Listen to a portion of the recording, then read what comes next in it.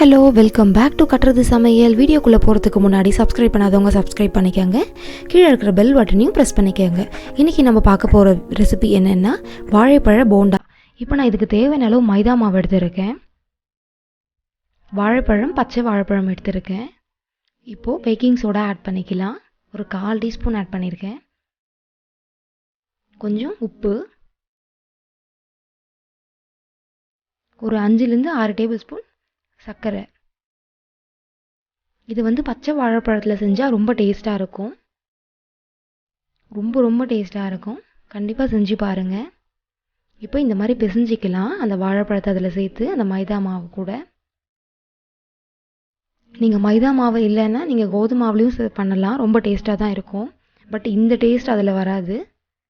ஒருத்தருக்கு மைதா மாவு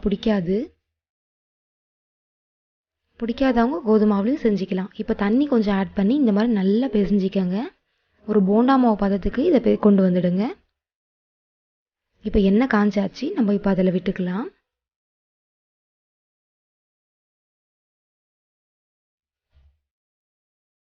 ரொம்ப சீக்கிரமாக முடிஞ்சிடுங்க இந்த ரெசிபி. ரொம்ப ஈஸியான டேஸ்டியான ஒரு ரெசிபி தான் இது. நீங்கள் குழந்தைங்களுக்கும் ரொம்ப பிடிக்கும் இந்த ரெசிபி, பெரியவங்களுக்கும் பிடிக்கும்.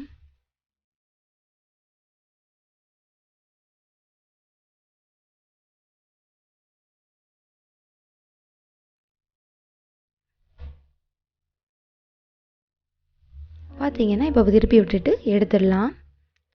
ரொம்ப சீக்கிரமாக வெந்துடும். 5 to 10 மினிட்ஸில் இந்த ரெசிபி முடிஞ்சிடும். இப்போ எடுத்துக்கலாம். சூப்பரான வாழைப்பழ போண்டா ரெடி. பிடிச்சிருந்தா லைக் பண்ணுங்கள்.